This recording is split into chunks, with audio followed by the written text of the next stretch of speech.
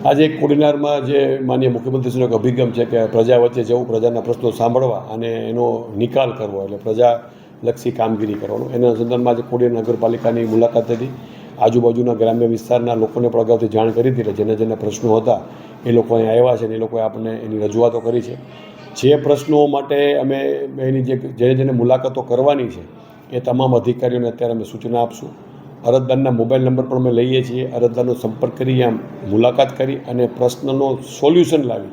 મોટાભાગના પ્રશ્નો આપ જો જોયું હોય તો કે ભાઈ કોઈને દબાણના પ્રશ્નો મોટાભાગના હોય છે, કે કોઈને ચાલવામાં તકલીફ પડે એવા દબાણો થઈ ગયા છે, કોઈ ખેતર જઈ શકતો નથી, કોઈને વોટર લોગિંગના પ્રશ્નો છે. તો એ બધા પ્રશ્નો છે એ અમે સોલ્વ કરશું.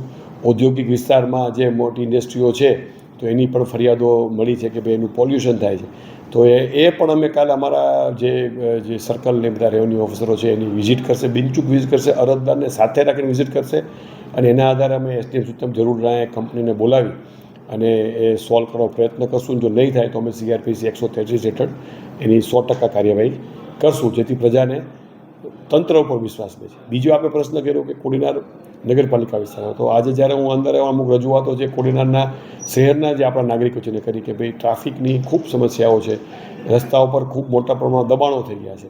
એટલે આજે ચાલીને જે વિસ્તારો હતા એની વિઝિટ કરી. ખરેખર જે લોકો પોતે દુકાનદારો છે એને બહાર પોતાના જે શેડ કે પતરા નાખી અને બહાર નીકળી ગયા છે. એની બહાર પણ એ લોકો એના જે સાધન, જેમ કે પંખાવાળો તો પંખાનું ડિસ્પ્લે કરતો હોય, કોઈ સિન્ટેક્સ કે XYZ કોઈ કંપનીની ટાંકીવાળો ટાંકીઓ બહાર મૂકી દે છે. ફૂટપાથો જે લોકો માટે બનાવી છે એ આખી પેક થઈ ગઈ છે. એના લીધે લોકો છે એ રોડ ઉપર ચાલે છે અને ટ્રાફિકની સમસ્યા છે. કોડીનાર ઘણું સારું અને એકદમ રસ્તાઓ પહોળા, રોડ ડિવાઈડર સાથેનું શહેર છે, પરંતુ અતિક્રમણને કારણે આજે લોકો હેરાન થાય છે. પુલ મેં જોયો, પુલ ઉપર રેલિંગની મેં સૂચના આપી છે RNBXLને કે ભાઈ તમે કોઈ પણ રીતે ટકી જાય એવો પુલ ઉપર રેલિંગ બનાવો.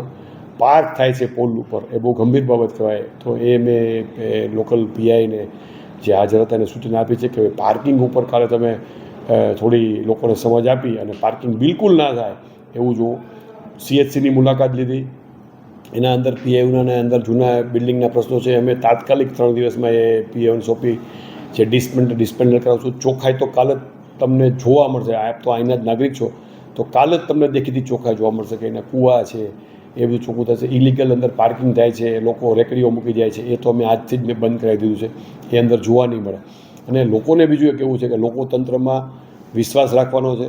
અમે 100% અમારું 100% આપશું, હું અને મારી ટીમ, અને લોકોને દેખાય એવું અમે કામ કરીને 1 અઠવાડિયામાં બતાવશું. અને હું પાછો પણ આવીશ ને ત્યારે પણ આપને પૂછીશ કે ભાઈ અમે જે વચન આપ્યું, જે કર્યું હતું અમે એમાં સક્સેસ ગયા છીએ કે નહીં, એનું ઇવેલ્યુએશન છે આપ નાગરિકો પાસે કરાવશું.